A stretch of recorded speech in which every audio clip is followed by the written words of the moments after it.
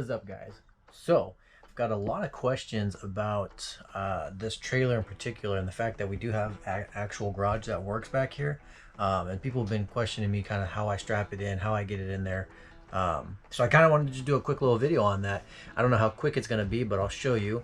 Keep in mind, we do live in this trailer full time, so we do have a lot of stuff back here, and I would not recommend doing any towing with more than the weight that you're supposed to have back here, which is 1,000 pounds.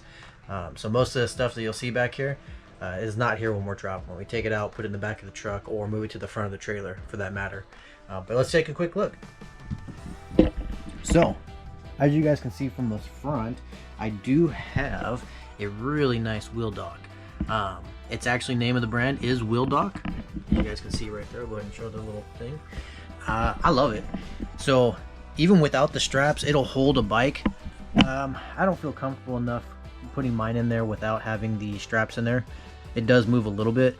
I don't think the bike would fall over, but obviously when towing, I'm gonna do full. I'm gonna strap it down. So as you can see right now, I do have the front strapped in. I didn't do the back, but that's how I do the front. I literally just kind of put it right around my crash bars, and I don't pull it down super tight or anything like that, just enough to keep it from wobbling.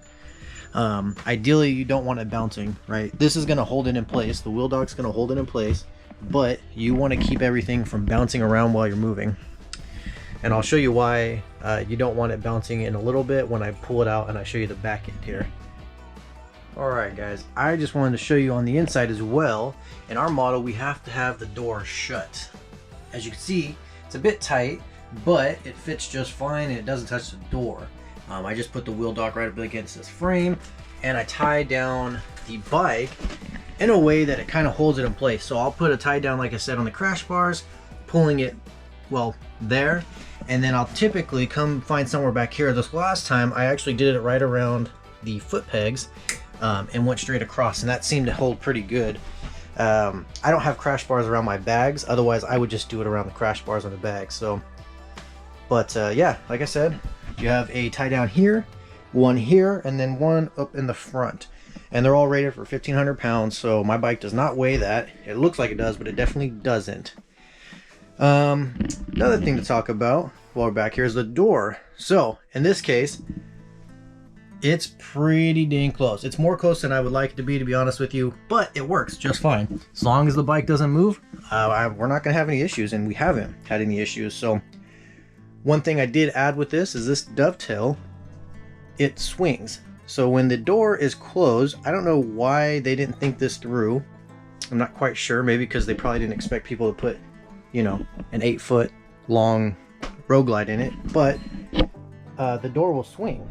So this little door lock does not hold it shut. So what I did is I went and found like a U-bolt that has kind of a plate that went across, purchased the one that fit. If you measure here, you can see that the bolt is not perfectly round, so it's got like kind of an oval shape to it. You can go find these little, I don't know, brackets, I guess, put it on there, and it holds it in place just fine. That was like a 10-minute job. It was super easy, but as you can see, fits really nice. So any of you guys wondering about your full-size tour pack, it'll fit just fine. And if you have to pull it forward anymore, again, there's probably about 1 inch, maybe 1.5 inches up in the front where you could have some room there. So, all right, let's get this bike out. I'll show you guys without the bike in here, and that will probably be it. All right, so to show you the back, it's very nice. They do not come with the ladders though. In this case, you can kind of see that looks real tall, right? It is. With the ramp down in this height, you will bottom out going up, and that's probably the only downfall that I've seen so far on this one, is that it is really tall, but most trailers are about the same. So what we're gonna do is pull up the stabilizers and lower it, and I'll pull it out. All right, so not sure how well you'll be able to tell, but I did lift the front up, and again, it's not a whole lot that you need. If you want to be more comfortable, you can lower that back in as much as you want, but I'm not super tall, but I can touch the ground when bringing the bike out. So only reason I'm doing it now is because when we put it in there the other night, I had bottomed out going in, so I know it's too tight or too steep now. But now I know, right? Oh, don't mind that. That's the locals in there every Wednesday horseshoe tournament. All right, let's get this down. So quite simply, it's got 2 locks, a little extra lock if you'd like. You can put padlocks on there. In my case, I don't know. I don't think I need one. Maybe in the future. So to open, let's see if I can do this one-handed. This one always comes out a little better. So it comes out, you twist it, right? So now, if I did it right, everything should be sitting like this, right? The lock that locks into the wall should be up, and the one that locks over the dovetail should be down. If I did it right. So we'll find out. This one, like I said, is always a little bit more a pain in my butt. And it's because it's crooked and I just haven't had the chance to fix it yet. There we go. Alright. Just gotta get this sucker. There we go. So, as you guys can see now, see how the pad is up, or the dovetail? That is what will hit the back of your bike. And yeah, like I said, my issue is that this is not completely straight. I just haven't pulled it apart yet because it hasn't been that big of a problem. Anyway, there's that, right? Alright, so I'm going to put in, and this comes down here. You guys can see where I caught. Not the best of days for sure, but I'm sure the bike will survive. But it did hurt my heart. But anyway, yeah, so I'll put these suckers in and I'll come back in just a second again.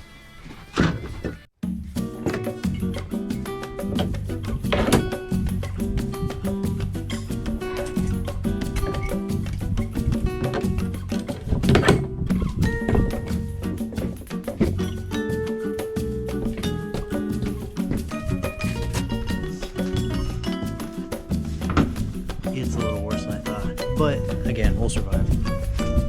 Okay, so not gonna be able to see much of this, but I'm just gonna unstrap it and back it out.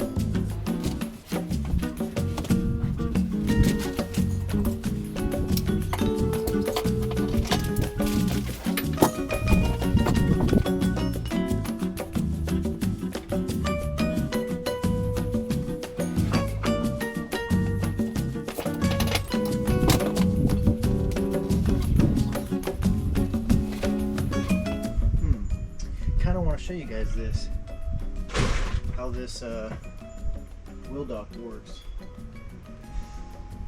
I'll show you afterwards. It's a lot easier with the bike out here, but it's pretty simple. Basically, you just, in this case, I'm going to push down on the foot lever, it'll lower down and I'll be able to unhook the bike.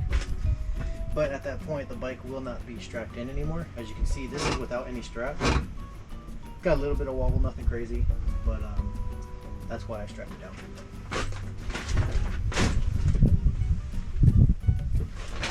Ideally, you have a second person with you, but if you don't, you're just going to hold the front brake, push down on the latch, and unlatch it. Simple as that. And then you back her out. Ugh.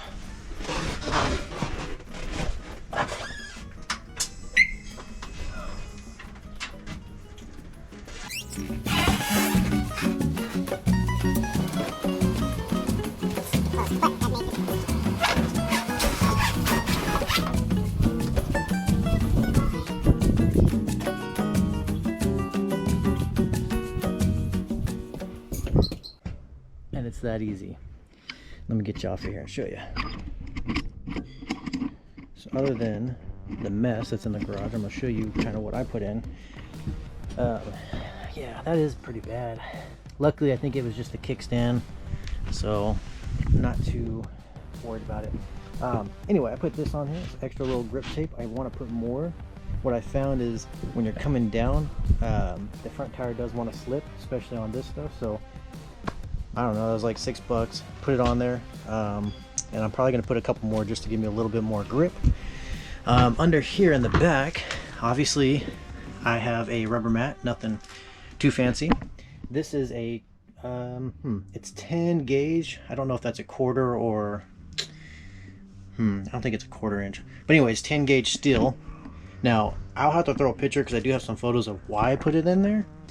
But basically, with that back tire on here, it was bouncing, and it just bounced enough to where it dented this laminate wood. So kind of not really meant for the weight that I have back here, but I'm not exceeding the weight limit. So I'm just going to do a few things like that to keep it a little better. And as you guys can tell, zero issues now.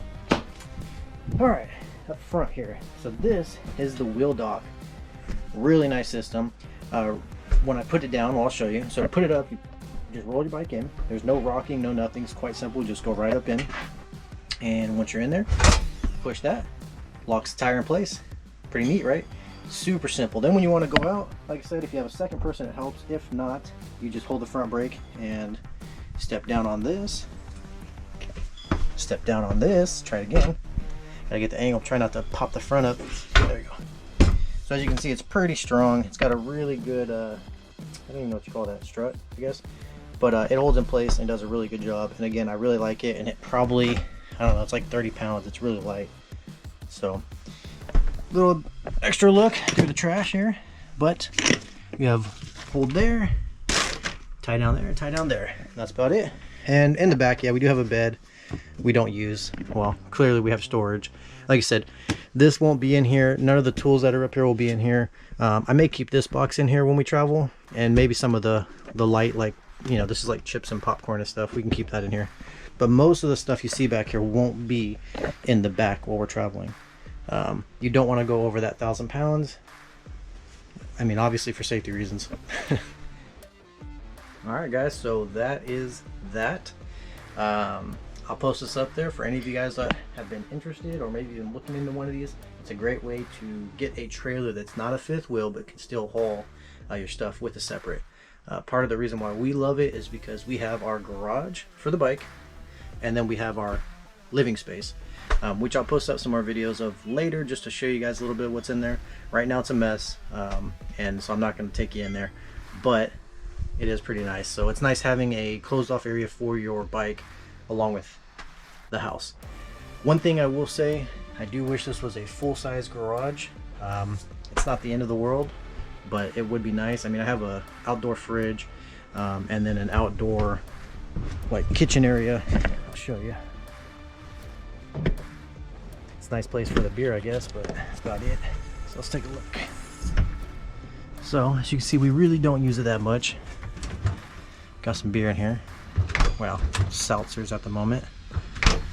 But yeah, not bad. I think we're gonna actually get rid of most of this too and put in a washer and dryer here. So that'll be for future videos, but it's not related to the back of the garage. All right, guys. Later.